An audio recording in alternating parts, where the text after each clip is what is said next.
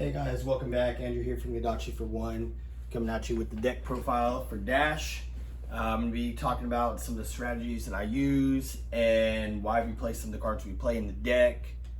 So let's go ahead and start off with the deck profile. We got our hero, Dash Inventor Extraordinaire. Shout out to Friday for the extended art. When Dash comes in, when you start the game, you're going to be able to search your deck for an item card and put it into Arena. So 9 times out of 10, we're going to be grabbing our induction chamber and starting off with that along with our equipment setup, which is going to lead me into the equipment setup. We got our Teklo Foundry Heart. This card is extremely good. It has 2 armor, battle worn, so it's going to block for 3 through the duration of the game. It's going to be able to set us up some turns where we're a little resource starved, you know, with our all red hands. Super solid card. Now we're going to hit our helmet. We got the skull cap, probably the best generic helmet in the game. Again, like this, it has battle worn, but it will block for 3 as well when you're at lower life throughout the game. And it has Arcane Barrier 3, which can be relevant in some matchups. Maybe if Kano becomes more relevant, we're going to be running strictly just this instead of some of the other equipment choices I have in the deck. We got the Goliath Gauntlet. We play the Goliath Gauntlet to set up some awkward breakpoints for our opponent, to rip some cards from their hand that we need to rip. Most common play you're going to be doing is going Goliath Gauntlet into Command and Conquer to try to get the card from their arsenal on their 5-card setup turns, or if you're playing against Lexi, a 6-card setup turn. But this is just a super solid card that you want to use when you're trying to pivot the game into your favor. We got the Pistol, which is basically what the whole deck is about. You know, you're going to be able to come with the pistol between anywhere to 2 to 12 damage a turn, just depending on how you set up your turns. Super good card. And then we got our Safety Net. We do run a few non-mechanologist cards in the deck, and unfortunately it does happen where you're going to boost into one of these cards every now and then, and this card is our safety net for when that happens.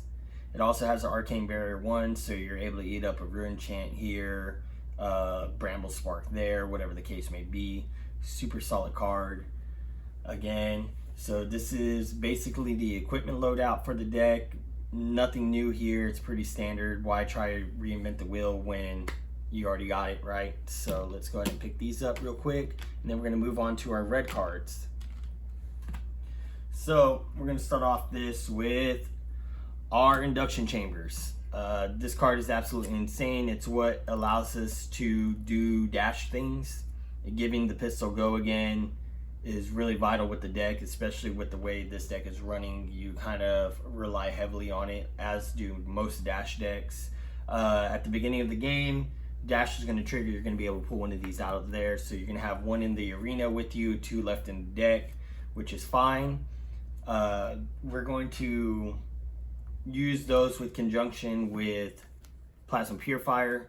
So instead of being able to go 2, 4, 6, 8 damage with the pistol, now we're going to be doing 3, 6, 9, 12 when all this is set up, which isn't very hard to do. You're going to be able to set this up fairly easy with cards like Spark of Genius, and the way that the dash deck churns through 4 cards a turn every turn helps you see these quite often. So don't be too discouraged, like you're gonna see them. All right, so let's go ahead and pick these up. Now we're gonna hit our non-attack action card here. Probably one of the best cards in the deck is the High Octane. High Octane is an extremely good card in this deck. 1 resource, draws a card, go again. Whenever you boost, you generate an action point. So when you 0 to 60 is now boosting and generating you 2 action points.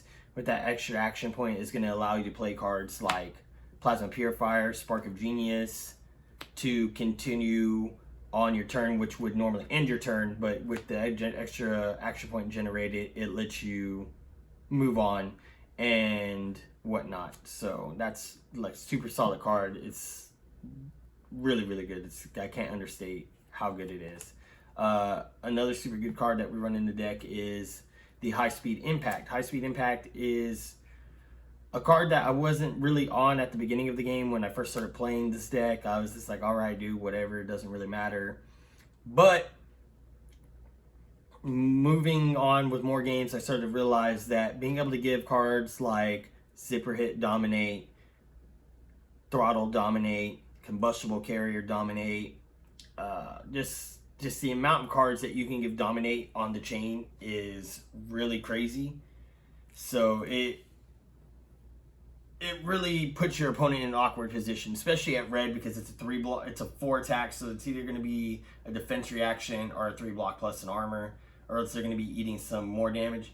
A lot of time I'll fake a turn off and I'll just attack with that, then close the chain and then do some pistol stuff. So they'll block out with that, then I'll come in with the pistol a couple times, and they're like, oh, what the hell, I blocked that because I thought you were going to come in with a what's it called, throttle or a 0 to 60, and I wanted to be able to full block. And I'm like, haha, got him. So now we're going to hit the 0 to 60s, 4 attacks, 0, 3 block, go again. This card is absolutely insane in conjunction with this and in conjunction with Spark of Genius, which I'll go on here in a little bit and explain. The card's just super valuable. What I like to do typically is early on in the game, I will try to use my red ones as resource for my pistol and all that. That way, coming up in second cycle, we can have some strong cards moving in. So that's a pretty solid card. Now we're going to go into the zipper hits.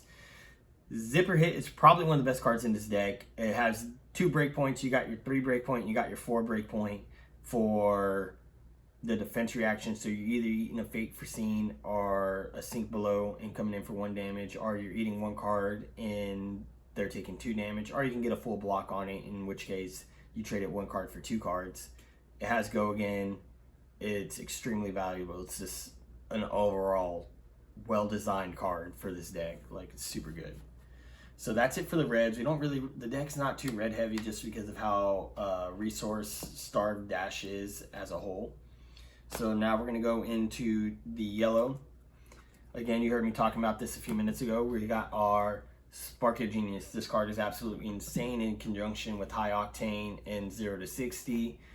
Being able to go High Octane, 0 to 60 into this for 0 to grab a Teclacore, draw a card, and with the deck mostly being blues, you're going to be able to extend your turn, because you're more than likely going to be drawing a blue card anyway, so you're going to be able to extend your turn and then start doing pistol things.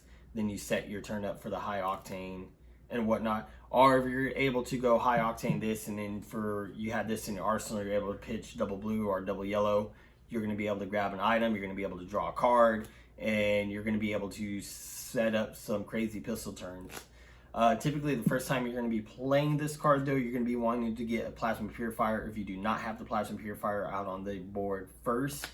The reason you do this is you get more damage output with 1 induction chamber, 1 Plasma Purifier than you do with 2 induction chambers out on the board starting off for less amount of resources.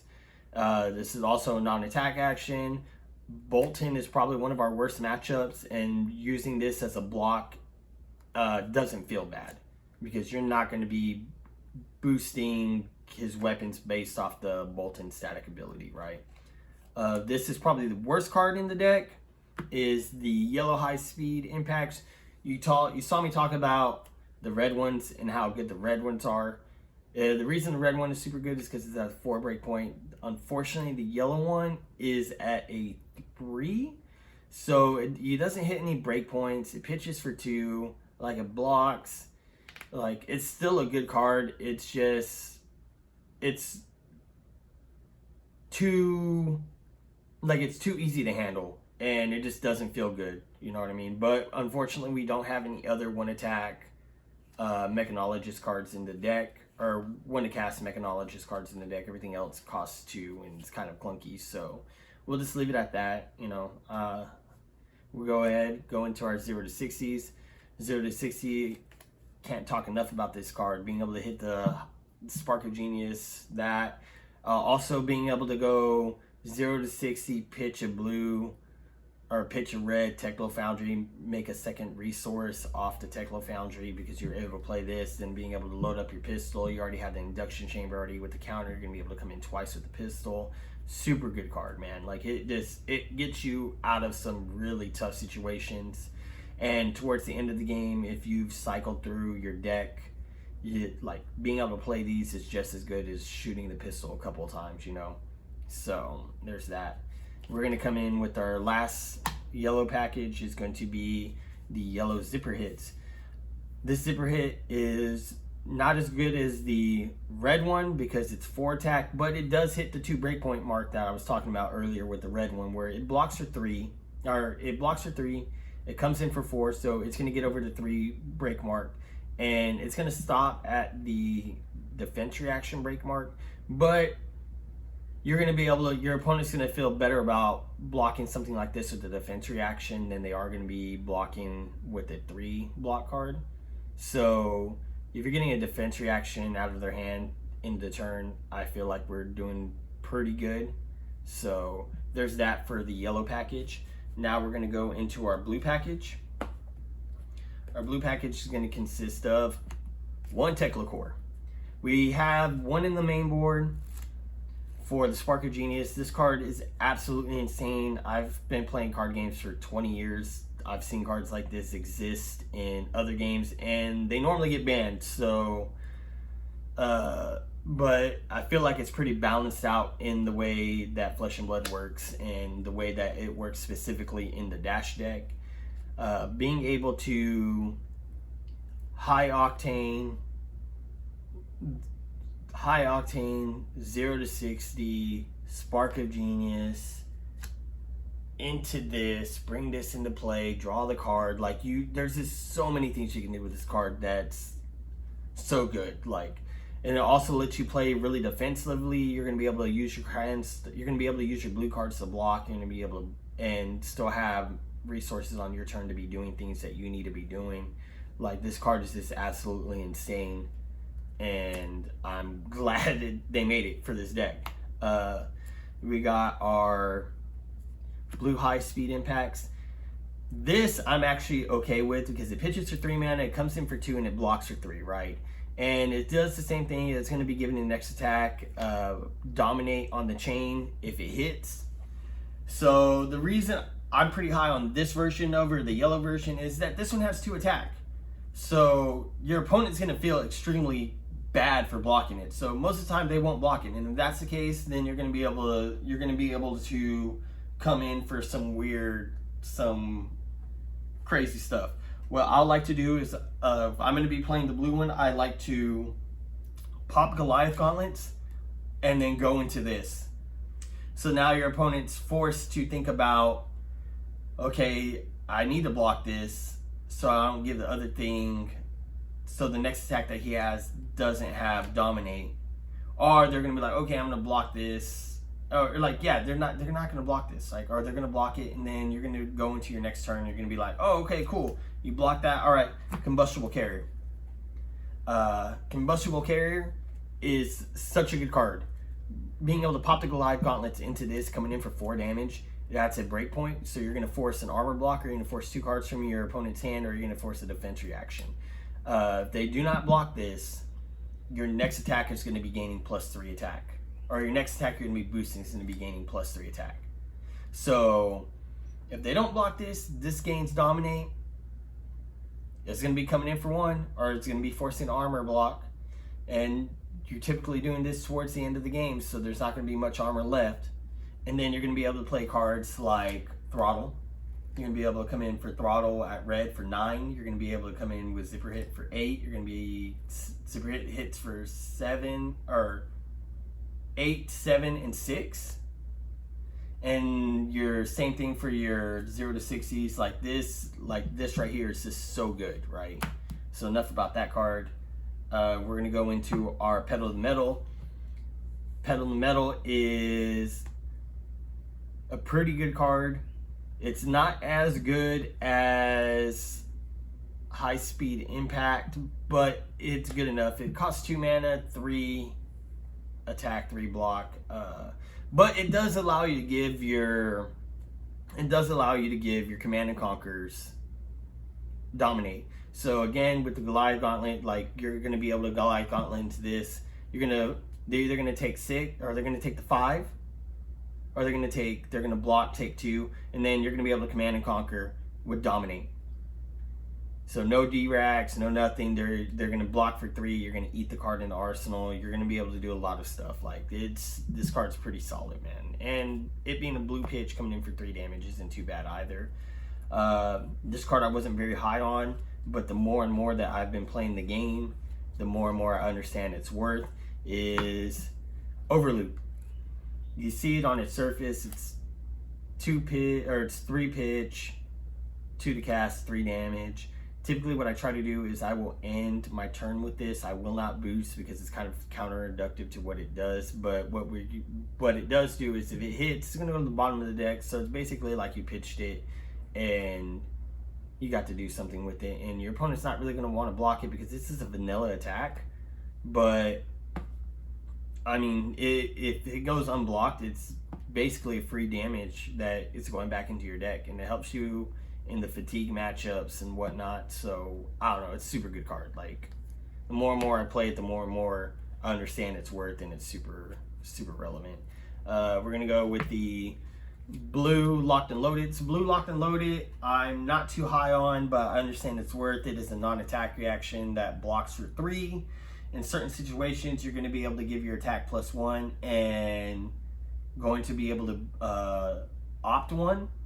Like those situations very far and few. We mainly use this for pitch, but you know, it does its work. And like I said, it's a non-attack action, so for Bolton, it's a pretty solid block card, right? We're gonna move into the next one. We're gonna move into the Throttles. Throttle is a really good card late game, especially for this coming in blue, so it's coming in for 4 damage. It is another target that we're going to be able to use Goliath Gauntlets on, and it is another card that we're okay with combustible carrying into, so it can come in for 7 if you're able to get the combustible carrier through with the dominate, like I said, that last line of play we showed you. But super solid card. I love it, and it has the breakpoint, so it gets over to 3 blocks as well, you know. Now we're gonna hit 0 to 60. I can't say enough about this card. It's absolutely insane. Blue, so pitches for 3. 0 deals 2, so it feels bad to block, and then blocks for 3. Like, this card is super good, super good. Now we're gonna go into the last one of the deck. Is our Zipper Hit. It's the best card in the deck. Even at blue, this card is just absolutely insane. Pitches for 3, 1 deals 3, blocks for 3. Go again. It's something that your opponent has to respect, and you can't ask for a better card, man. Like that, I can't believe they printed these. So that's going to be it for the main board. Side note, the main board of the deck is 53 cards. After you pull the induction chamber, the deck will be 52 cards. So that's going to leave us 8 cards for our sideboard that we're going to be able to sideboard in. With this deck, Dash is one of the few decks that I will argue to on black and blue that you can play over 60 cards with the amount of time, because of the amount of boosting that you do throughout your turn. So you can play, I won't play over 63 cards, but I'll play up to 63 cards, no more though. I stopped there. So we're gonna go into our sideboard now and explain why we play these. We got the three maximum velocities. This is strictly for the Prism matchup. I've casted a couple times in the Prism matchup, but it's very rare. But you're strictly using it for Prism. It's no different than Ninth Blade in any Rune Blade deck. Uses to pop a Phantasm. We got now we're gonna move into this. We got the Throttles. We use this for our sideboard. In our sideboard, this is used for aggro, and it's used for Prism. It's a 6, so it blows up the Phantasm. And in the aggro matchups, being able to pop this into a Goliath Gauntlet or this into a combustible carrier is going to be coming in for some significant amount of damage that your opponent cannot ignore. So it's a super good card. We got 2 Command and Conquerors. You might be like, hey Andrew, why the hell aren't you running to 3? I was running 3. I kept boosting into them. I got tired of it, so I cut it down to 2. Now I've stopped boosting into it. Not to say that, you know, you might not boost into it, but, you know, it does happen. But I run the 2, it's fine. We pop the Goliath gauntlets into this. We pedal the metal into this. You know, if you're able to pedal metal and the pedal metal hits into this, it's dominated, and they can't use defense reactions. So you're gonna get the, you know, you're gonna get the card out of the arsenal. It's a super good card. And again, against Prism, it's gonna blow up the phantasms that you need to blow up. So super good. We got the other 2 plasma purifiers. We typically side in the aggro matchup. I will side in 2 of these. In the control matchup, I will side in 1. And in the Prism matchup, I will side in 1 as well, just so I can nullify the Phantasm of Footsteps. It's a super good card. And also in Oldheim, we side in the full 3. That way we can get out the shield, right? We got the OnE Visiotronics Model I. We use this for our Runeblade matchups because we're typically going to be sitting at higher life because Runeblade does not block so well. So Skullcap will be off, but this helps get through Rosetta Thorns, which is the weapon of choice now for Runeblade users. So there's that. Super good. One card I'm not so high on is the Tome of Fendel. I see a lot of people run 3. I don't understand why. I understand it's a good card. Like I'm just not very high on draw effects in this game for whatever reason. This seem very bad. But in the Oldheim matchup and in the Bravo matchup, gaining the life and drawing cards isn't bad. So which is why I opt to run the 1. You can try to find room for the second one. If like in your meta you don't have a whole lot of Runeblade users, then you can side out the Model I for the second one and go from there. But I play just the 1. I'm not very high on it, but I understand its worth. In the aggro matchups, we side in the Teclacore.